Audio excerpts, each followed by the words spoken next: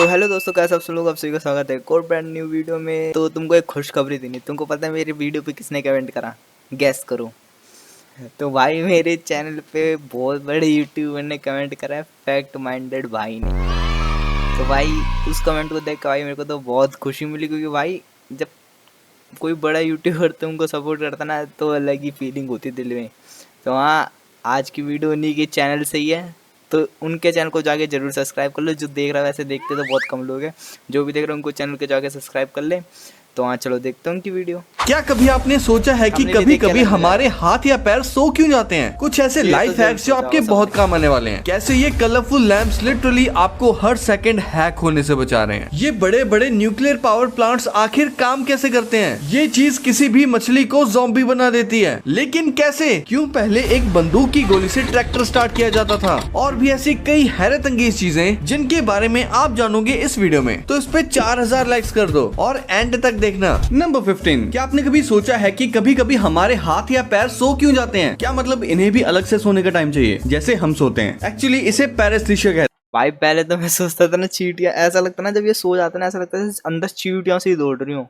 ये तब होता है जब हम किसी बॉडी पार्ट पे लंबे समय से प्रेशर डाल के बैठे होते हैं या लेटे होते हैं। अब होता क्या है, उस जगह की जो नर्व्स होती हैं वो दब जाती हैं और ब्लड फ्लो भी डिस्टर्ब हो जाता है। इस वजह से ना तो सिग्नल्स प्रॉपरली ब्रेन तक जा पाते हैं और ना ही उस पार्ट को ब्रेन से कोई रिस्पॉन्स मिलता है, और हमें कुछ देर के लिए लगता है कि वो बॉडी पार्ट तो है ही नहीं और वो नंब हो जाता है या कहें कि सुन्न हो जाता है। और फिर जैसे ही हम प्रेशर हटाते हैं या पोजीशन चेंज करते हैं तो सडनली वहाँ ब्लड वापस फ्लो करता है। तब हमें ऐसा फील होता है कि उस जगह पर चींटियां सी चलने लग रही हैं या पिन चुभने जैसा फील होता है, क्योंकि वो डेड नर्व्स वापस से एक्टिवेट हो रही होती हैं। नंबर 14, कुछ ऐसे लाइफ हैक्स जो आपके काफी काम आ सकते हैं। अगर आपके लोहे के किसी सामान पर जंग लग जाए तो उस जगह पर कोका कोला डाल दो। इसमें मौजूद फॉस्फोरिक एसिड जंग को ढीला करके हटा देता है। नेक्स्ट, जहाँ चूहे ज्यादा आते हैं वहाँ कटा हुआ प्याज रखने से वो दूर भाग जाते हैं, क्योंकि प्याज की स्ट्रॉन्ग स्मेल उन्हें पसंद नहीं आती। लेकिन ये सोल्यूशन टेम्परेरी होता है, बेस्ट है ट्रैप्स या पेस्ट कंट्रोल। नेक्स्ट, अगर पानी में नमक मिलाकर घर के कोने कोने में स्प्रे करोगे तो मकड़ियां कम हो सकती हैं, लेकिन विनेगर या एसेंशियल ऑयल्स जैसे पेपरमिंट ऑयल ज्यादा इफेक्टिव होते हैं। नेक्स्ट, अगर कपूर जलाकर उसका धुआं घर में करोगे तो मक्खियां भाग जाती हैं। ये हैक काफी लोग यूज भी करते हैं और ये नेचुरल रेपेलेंट के जैसा काम करता है। नेक्स्ट, नीम के सूखे पत्ते जलाने से मच्छर कम हो जाते हैं, क्योंकि नीम एक नेचुरल मॉस्किटो रेपेलेंट है और ये हैक भी काफी यूजफुल है। नेक्स्ट, पानी में काली मिर्च का पाउडर मिलाकर स्प्रे करने से छिपकलियां दूर जा सकती हैं, क्योंकि उन्हें ये स्मेल इरिटेटिंग लगती है। नेक्स्ट, शूज के अंदर बेकिंग सोडा एक कपड़े में डाल के रखने से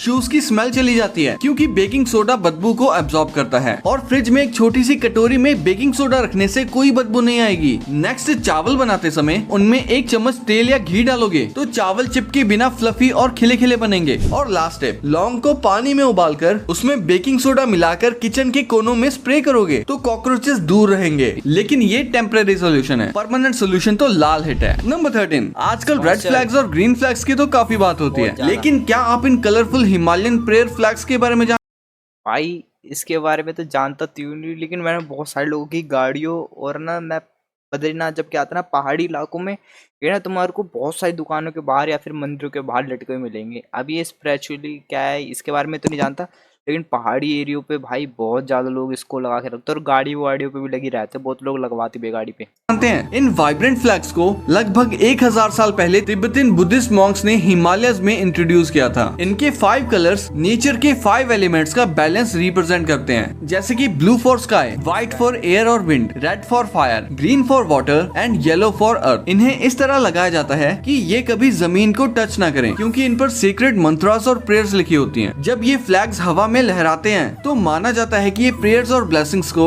एनवायरनमेंट में स्प्रेड करते हैं। इन फ्लैग्स को इंटेंशनली फेड होने दिया जाता है, जो एक सिंबल है इस बात का कि लाइफ भी टेम्पररी है, सब कुछ बदलता रहता है, कुछ भी परमानेंट नहीं होता। तिब्बतन न्यू ईयर पर ये पुराने फ्लैग्स रिप्लेस किए जाते हैं और पुराने फ्लैग्स को रिस्पेक्टफुली जला दिया जाता है, ताकि उनकी ब्लेसिंग्स एनवायरनमेंट में रिलीज हो सके। आप इन फ्लैग्स को माउंटेन्स, बुद्धिस्ट मोनेस्ट्रीज और स्पिरिचुअल जगहों पर देख सकते हो, और आज ये पीस और स्पिरिचुअलिटी के ग्लोबल सिंबल बन चुके हैं। नंबर 12, ये है दुनिया का सबसे हैवी तोता काकापो, जिसका वजन लगभग 4 किलो तक होता है। हाँ, वो 4 किलो, मतलब तुम इसको समझो छोटा ये जो पिल्ला दिखा रखा है ऐसे ही, मतलब छोटा कुत्ता, और छोटे कुत्ते से आधा है। तुमको पता चला दिल्ली में क्या चल रहा है कि दिल्ली में भाई स्ट्रीट डॉग्स को भाई हटाने की बात चल रही है, ऊपर से सुप्रीम कोर्ट से ऑर्डर आ चुके हैं, अब स्ट्रीट डॉग को दिल्ली से साफ कर देंगे।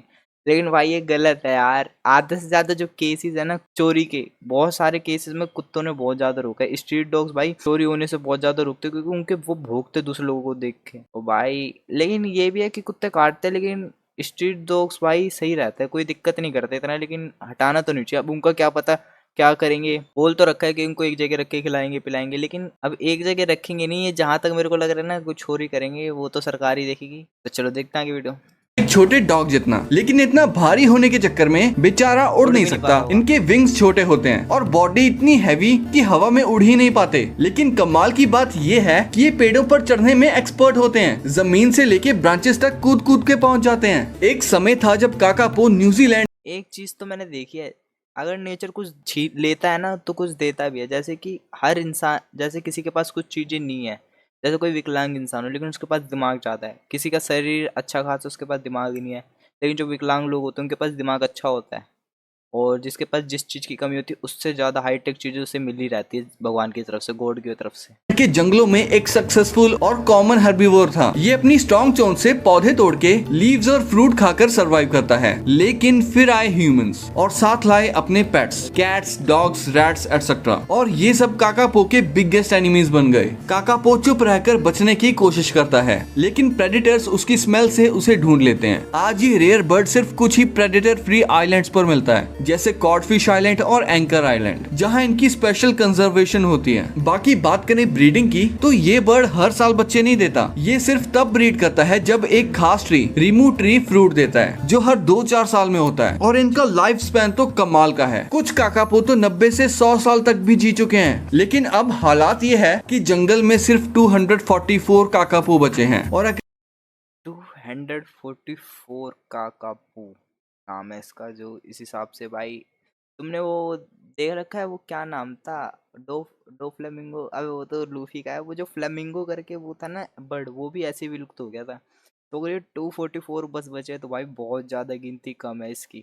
सुनने में तो बड़ा लग रहा है लेकिन बहुत ज़्यादा गिनती कम है इस चीज़ में, तो भाई इनको तो सुरक्षित रखना चाहिए। अगर फ्यूचर में प्रोटेक्शन एफर्ट्स ना हुए तो हो सकता है कि फ्यूचर में ये सिर्फ बुक्स या वीडियोस में ही दिखें। आपको ये तोता कैसा लगा? नंबर 11, क्या होगा अगर हम रबर के टायर हटाकर गाड़ी में ग्लास, मेटल या लकड़ी के टायर लगा दें? क्या ऐसी गाड़ी की स्पीड और इंक्रीज हो जाएगी? देखो, सबसे पहले इस गाड़ी में ग्लास के टायर्स लगाए गए, जिन्हें धीमे स्पीड पर चलाने पर ग्लास में क्रैक्स आ गए, और फिर जैसे ही गाड़ी की स्पीड तेज की गई तो ग्लास के टायर्स तुरंत टूट गए। इसके बाद लकड़ी के टायर लगाए गए, लेकिन ये भी थोड़ी स्पीड पकड़ने के बाद टूट गए। लेकिन मेटल के 100 ब्लेड से बने टायर्स जल्दी नहीं टूटे। इन्हें सड़क पर चलाने पर ये सड़क को ही डैमेज करने लगे। और फिर जैसे ही स्पीड हाई की गई तो गाड़ी के ज्यादा वजन होने की वजह से ये एक ही जगह पे सड़क को काटने लगी। लेकिन अगर आप इन मेटल ब्लेड्स को किसी हल्के व्हीकल जैसे बाइक में लगा देते हो तो आप बर्फ पर स्टंट्स भी कर सकते हो, और हाँ, पेड़ों को भी आसानी से काट सकते हो। वैसे आपको क्या लगता है, बर्फ पर रबर या मेटल टायर्स कौन से ज्यादा फास्ट चलते हैं? नंबर 10, कहा जाता है कि किसी ने लैम्बोर्गिनी को हाई स्पीड पे एक तालाब के पार ड्राइव किया था। इस क्लेम को टेस्ट करने के लिए मिथबस्टर्स ने एक एक्सपेरिमेंट किया। उन्होंने एक बड़ा पॉन्ड बनवाया और लैम्बोर्गिनी को 500 मीटर दूर से 300 किलोमीटर पर आवर की स्पीड से एक्सेलरेट करवाया। लेकिन अफसोस, कार बार बार फ्लिप हो गई और 1 मीटर भी पानी के ऊपर क्रॉस नहीं कर पाई। फिर उन्होंने कुछ सिमुलेशंस चलाए जिसमें ये पता चला कि कार इसलिए फेल हुई क्योंकि पॉन्ड के जस्ट पहले एक स्टीप स्लोप था। जब उस स्लोप को हटा दिया गया और कार की स्पीड को 400 किलोमीटर पर आवर की स्पीड तक बढ़ाया गया, तब जाके एक्सपेरिमेंट सक्सेसफुल हुआ। फ्लिप फ्लॉप, वो इससे एक चीज याद आई, तुमने वो बचपन में वो पत्थर तो था वो तालाब में, तो भाई अब जिसने तालाब वाला नहीं देगा उसको तो कुछ कह नहीं सकते। लेकिन मैंने भी भाई बचपन में पहले तो लगता नहीं था, फिर उसकी टेक्निक पता चली, वो जो चिकने पत्थर होते हैं ना उससे वो जल्दी जाता है, उसी हिसाब से इसका भी टेक्निकल है। मोशन फुटेज में क्लियरली दिख रहा था कि जैसे ही कार के व्हील्स पानी को टच करते वैसे ही वो बाउंस कर जाते, बिल्कुल एक स्किपिंग स्टोन की तरह। नंबर 9, ये हेलमेट तभी एक्टिवेट होता है जब आप गिरते हो। इसका नाम है हाउडिंग, एक एयर बैग हेलमेट जो स्वीडन की कंपनी ने स्पेशली साइक्लिस्ट के लिए बनाया है, जिनको नॉर्मल हेलमेट पहनना अनकंफर्टेबल लगता है। बस इसे अपने नेक कॉलर के फॉर्म में पहनो और जैसे ही आप अगर हेलमेट अनकंफर्टेबल लग रहा है तो ये क्या कंफर्टेबल लग रहा है? ऐसा लग रहा है जैसे कुत्ते को गले में पट्टा नहीं बना देते वैसा।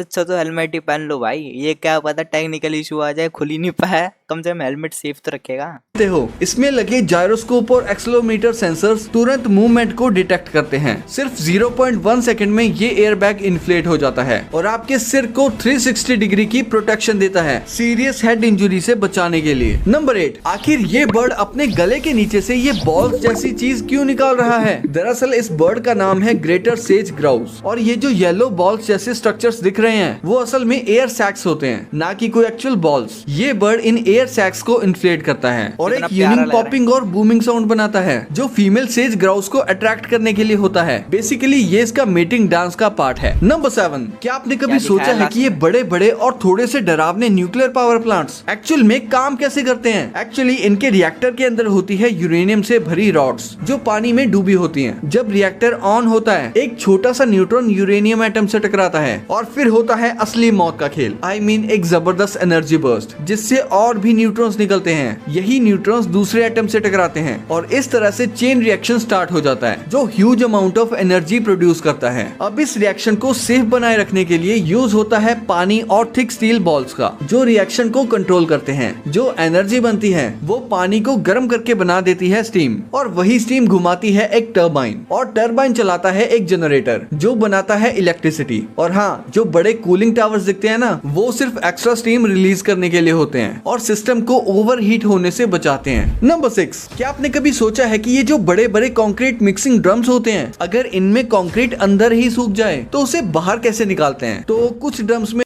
भाई ये तो जरूर सोचा है। बचपन में हमारे वो जो सामने रोड बनाने वाले आते थे ना, तो अभी ये सोचता था इसमें अगर जम जाता होगा सीमेंट कितना टाइट होता है, वो निकलता कैसा होगा। होता है एक एक्सेस पोर्ट जिसको खोल के लोग अंदर घुसते हैं और कंक्रीट को कट करके बाहर निकालते हैं। लेकिन अगर ड्रम में एक्सेस पोर्ट ही ना हो तो मजबूरन ड्रम के एक पार्ट को काटना पड़ता है और फिर हैमर से तोड़ तोड़ के कंक्रीट को बाहर निकालते हैं। इसमें घंटों का टाइम लगता है और ड्रम भी काफी डैमेज हो जाता है। पर एक और स्मार्ट जुगाड़ भी है। अगर कंक्रीट फुली हार्ड नहीं हुआ हो तो उसमें डाल देते हैं हाइड्रोक्लोरिक एसिड जो कंक्रीट को डिसॉल्व कर देता है और ड्रम कुछ ही घंटों में साफ हो जाता है। नंबर 5, इस कारपेट जैसी चीज को अगर कोई गाय खा ले तो वो इतना दूध देगी कि मत पूछो कितना दूध देगी। असल में ये है एक स्पेशल ग्रीन फॉडर जो मिट्टी में नहीं बल्कि लैब के कंट्रोल्ड एनवायरनमेंट में उगाया जाता है और सिर्फ न्यूट्रिएंट रिच वाटर सॉल्यूशन से ग्रो होता है। इसमें ना ज्यादा पानी लगता है ना ही कोई पेस्टिसाइड और सिर्फ 7 दिन में ये फ्रेश घास रेडी हो जाती है। जब गाय इसे खाती है तो उसे नॉर्मल घास से भी ज्यादा न्यूट्रिशन मिलता है जिससे गाय के मिल्क प्रोडक्शन में जबरदस्त बूस्ट आ जाता है और फिर गाय दूध की बरसात करने लगती है। नंबर 4, सोचो एक 12 गेज ब्लैंक शॉटगन शेल को ट्रैक्टर के साइड में एक छोटे से होल में डाला जाता है और जैसे ही उस पे हल्का सा हथौड़ा मारा जाता है ट्रैक्टर स्टार्ट। ये कोई जुगाड़ नहीं बल्कि एक लेजेंड सिस्टम है जिसका नाम है कॉफमैन स्टार्टर जो 1930s और 1940s में काफी पॉपुलर था। उस टाइम पे बैटरी टेक्नोलॉजी इतनी एडवांस नहीं थी और बड़ी मशीन्स को स्टार्ट करना एक मुसीबत भरा काम था। बार बार हाथ से क्रैंक करना पड़ता था जो काफी थका देने वाला काम था। तभी आए मिस्टर RC कॉफमैन, एक अमेरिकन इंजीनियर जिन्होंने बनाया ये पावरफुल और यूनिक सिस्टम जो एक एक्सप्लोसिव कार्ट्रिज की मदद से इंजन को तुरंत क्रैंक कर देता था। आज भले ही ये रेयर हो गया हो लेकिन उस टाइम पे ये एक इंजीनियरिंग मार्वल माना जाता था। नंबर 3, अगर कभी किसी मछली के मुंह से कोई अजीब सी चीज निकलती दिखे तो समझ जाना वो मछली एक ज़ॉम्बी बन चुकी है और उसके पीछे हाथ है एक क्रीपी पैरासाइट का जिसका नाम है साइमोथुआ एक्जिकुआ। ये छोटा सा समुद्री क्रीचर मछली के मुंह के अंदर घुस जाता है और उसकी जीभ का ब्लड चूस लेता है। रिजल्ट, जीभ सूख के गिर जाती है। फिर ये पैरासाइट खुद जीभ की जगह सेट हो जाता है और लिटरली उसका काम करने लगता है। और बात यहीं खत्म नहीं होती, बाद में और पैरासाइट्स आते हैं, मछली के गिल्स में घुस जाते हैं और उन्हें भी खत्म करके कंट्रोल ले लेते हैं। नंबर 2, जैसे ही इस प्लेन का वाटर नॉब ओपन किया जाता है ये प्लेन हजारों लीटर पानी एक साथ नीचे गिरा देता है। लेकिन सवाल ये है आखिर इतनी हैवी क्वांटिटी में पानी क्यों गिराया जा रहा है? दरअसल ये कोई नॉर्मल प्लेन नहीं बल्कि एक वाटर बॉम्बर प्लेन है जो जमीन पर लगी भयानक आग को बुझाने के लिए यूज किया जाता है।